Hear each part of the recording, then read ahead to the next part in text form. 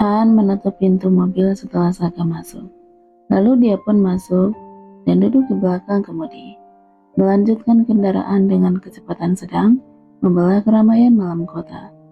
Larutnya malam semakin membuat jantung kota ramai di beberapa titik. Sekretaris Han, begitulah dia panggil. Tangan kanan sekretaris orang berpengaruh kedua di antara grup. Jika Saga hanya memikirkan lalu mendesak, entah kenapa laki-laki itu udah tahu apa yang harus dia lakukan. Dia berhati dingin. Wajahnya yang juga tampan, namun jarang sekali tersenyum. Tentu aja dia hanya menunjukkan wajah seperti anjing manis di hadapan tuannya. Dia bisa hanya duduk diam atau berdiri lama di samping Saga tanpa melakukan apapun. Han melirik kaca spion. Akhir-akhir ini dia melihat perubahan yang cukup signifikan dalam diri laki-laki yang sudah dilayaninya sekian lama itu. Apalagi dengan kejadian sore tadi di ruko milik Tania. Apa gadis itu benar-benar udah berhasil mengubah Tuan Saga? Sekali lagi ia mencoba mengurai benang rumit di kepalanya tentang hubungan Saga dan Tania. Apa yang mereka inginkan? Perkataan Saga membuyarkan konsentrasinya, tapi dia bisa menjawab cepat.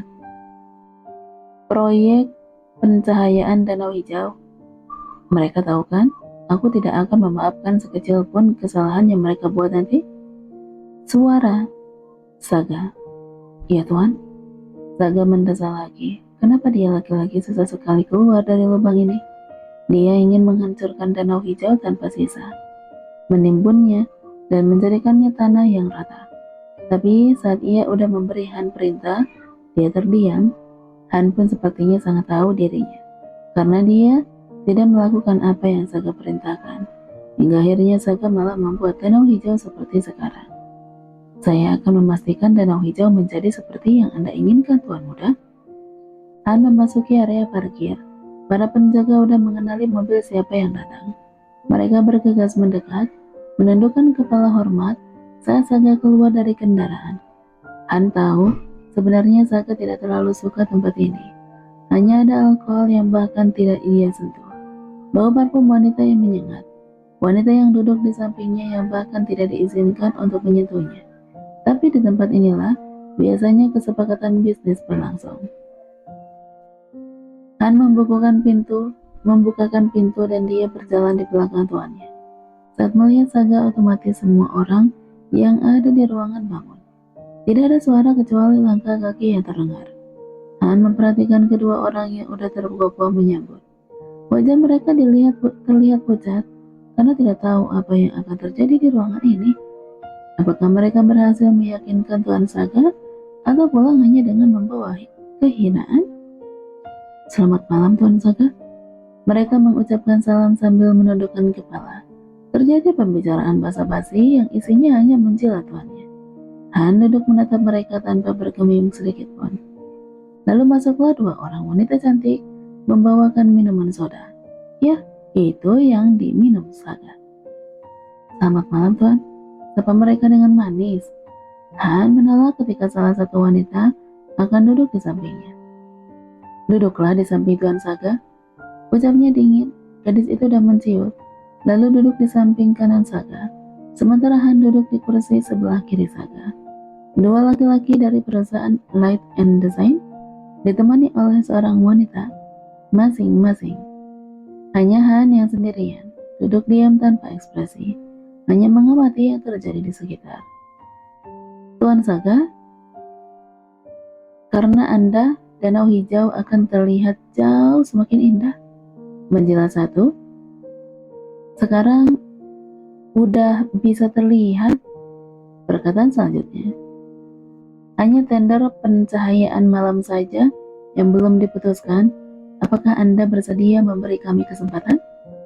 Kami akan melakukan yang terbaik. Saga menunjuk gelas minumannya. Wanita di sebelahnya sigap mengambilkan. Dia menyerahkan dengan hati-hati gelas kaca berbuih putih itu. Apa Anda mau es, Tuan? Dia meletakkan 2 bulir es ke dalam gelas. Habiskan. Saga menyodorkan gelasnya kepada CEO yang banyak bicara di depannya tadi.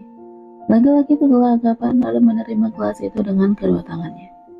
Alkohol tidak baik untuk kesehatanmu, jadi minum soda aja ya. Baik tuan, saya akan mengingatnya. Dia menghabiskan minumannya dalam beberapa kali tegukan. Walaupun dahinya mengernyit karena ternyata soda menusuk tenggorokannya yang tidak terbiasa meminumnya. Terima kasih Tuhan. Aku udah melihat proposal pengajuan perusahaanmu. Apakah bisa memastikan semua yang ada di proposal itu bisa teraplikasi 100%? Saya akan melakukan yang terbaik, Tuan Saka. Bukan yang terbaik yang bisa kau lakukan, tapi aku mau hasil yang terbaik. Apa kau bisa melakukannya? Kami siap memberikan hasil yang terbaik, Tuan. Berikan kami kesempatan. Laki-laki itu menundukkan kepalanya dalam. Sepertinya dia bahkan ingin berlutut, namun karena takut akan terlalu berlebihan dan membuat Tuan Saka tidak suka, jadi dia mengurungkan niatnya. Han bisa melihat kedua tangannya udah gemetar dan keluar keringat yang ia usap beberapa kali dari celananya. Cih, awas saja kalau kau cuma bisa bicara dan tidak bisa merealisasikan proposalmu. Bukan hanya perusahaanmu saja yang hancur, kau pun harus ikut hancur di dalamnya. Sementara itu Saga tidak mempedulikan janji-janji yang diucapkan CEO Light and Design. Matanya berakhir pada wanita di sebelah kirinya. Disentuhnya rambut hitam lurus yang jatuh sampai ke bawah itu. Wanita itu menoleh, tidak tahu karena pesonanya dengan tatapan Saga, tangannya terulur tanpa sadar menyentuh wajah Saga. Gadis itu terperanjat kaget, mundur membentur meja. Maafkan saya, Tuan. Tidak hanya gadis itu, wajah semua orang udah terlihat bias. Dua laki-laki di perusahaan yang mengajukan tender pencahayaan danau hijau, beserta ketiga gadis lainnya yang berada di ruangan itu. Mereka berlima udah gemetar takut. Maafkan saya, Tuan. Beraninya kau menyentuh tubuh Tuan Saka yang berharga. Han menarik tangan wanita yang tadi menyentuh pipi Saka dengan kasar, menjauh dari meja. Plak, tamparan keras di pipi gadis itu 2 kali, membekas merah yang menyayat hati.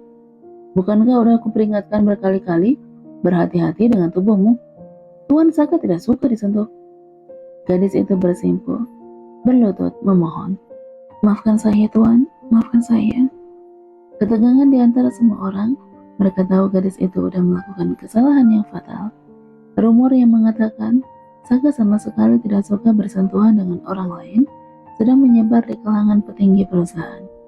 CEO muda itu meramas jemarinya, melirik Saka yang hanya memberi tatapan dingin. Apa gadis itu akan mati, pikirnya. Sekretaris Han benar-benar sesuai dengan gosipnya, kejam dan berdarah dingin. Han udah menarik rambut gadis yang berlutut dan mau menyeretnya keluar ruangan. Maafkan saya, Tuan. Ampuni saya mohon, Tuan. Dia udah menangis. Saka menatap gadis yang diseret Han. Mendengar rintihannya, tiba-tiba sepasang bola mata muncul di kepalanya. Tangis Tania yang memohon padanya. Biarkan dia, Han. Han berhenti. Dia menatap Saka yang baru aja mengatakan perintahnya.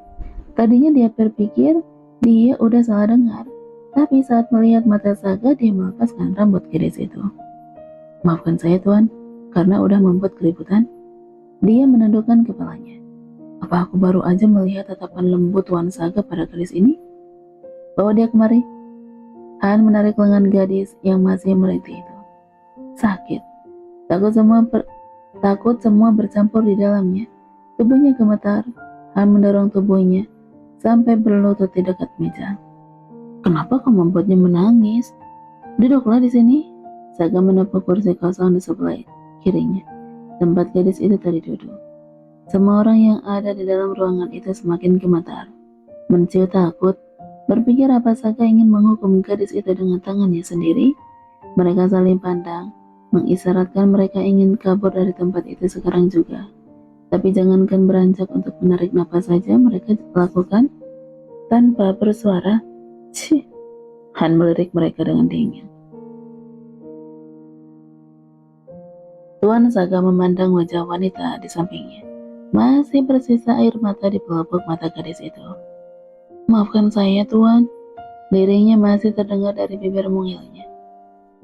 Kau membuat pipinya merah, Han. Maafkan saya, Tuan. Han masih berdiri. Yang lain udah menundukkan kepala. Tidak berani melihat adegan selanjutnya. Mereka benar-benar berpikir ini adalah akhir tragis gadis di samping Saga. Ambilkan es untuk mengompres pipinya. Baik, Tuan. Han beranjak keluar ruangan, sementara yang lain mulai berani mengintip melalui ekor mata. Gadis itu masih baik-baik aja, pikir mereka bersamaan dalam hati. Han muncul dari arah pintu dengan membawa alat kompres. Tempelkan di pipimu. Baik, Tuan, terima kasih. Gadis itu meraih kompres yang diberikan Han. Dia melirik laki-laki yang udah menamparnya tadi. Wajahnya datar tanpa ekspresi, tapi begitu aja membuat tangannya kembali gemetar. Han kembali duduk di tempatnya tadi. Kenapa kalian diam aja? Saga menoleh pada makhluk hidup yang ada di ruangan ini. Seperti baru aja kembali mendapatkan nyawa mereka tersentak kaget. Ya Tuan, apa boleh saya menuangkan minuman Anda? Saga meraih gelasnya. Wajah CEO muda itu berbinar senang. Dan pesta kembali dilanjutkan seperti tidak pernah terjadi apapun sebelumnya. Kedepannya, wisata keluarga juga sangat diminati. Saya udah tidak sabar menantikannya. Obrolan yang isinya hanya menjilat. Han udah terlalu muak mendengarnya. Semua orang bicara dengan sangat hebat di depan Tuan Saga, tapi selalu aja membuat kesalahan bodoh. Dia melirik gadis yang ada di samping Saga. Pipinya yang memerah ditampar tadi, udah bisa tersenyum dan tertawa lagi. Dia terlihat gemetar lagi saat bertatap mata dengan Han. Kenapa rambutmu begini? Apa kau tidak tahu? Rambut yang bagus itu seperti ini. Saga menggulung rambut gadis itu di tangannya. Gulung lagi dan lagi. Lalu dia lepaskan sampai terbentuklah rambut bergelombang. Han mengernyit. Apa? Tuan muda tidak salah minum alkohol kan? Itu kan rambut milik Nona Dania. Wajah Han seperti baru saja menemukan harta karun yang udah lama terpendam di dasar bumi. Jadi hati Anda sudah sedikit demi sedikit terbuka untuk Nona muda. Han kembali mencoba menguraikan banyak kejadian yang terjadi akhir-akhir ini. Iya, Tuan, saya akan buat rambut saya bergelombang seperti yang Anda katakan. Ucapnya dengan terbata namun jelas. Benar kan? Rambut yang seperti ini yang paling bagus?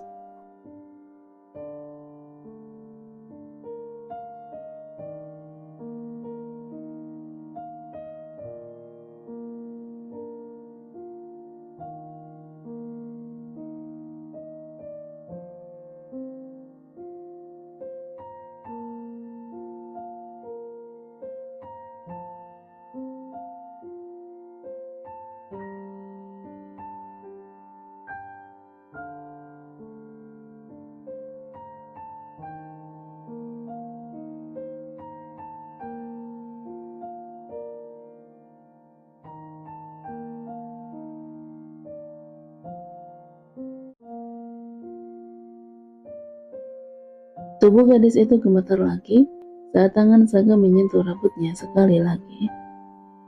Apa kau mau juga? Saga bicara dengan gadis di sebelahnya. Iya Tuan, menjawab sekedar untuk menyelamatkan dirinya.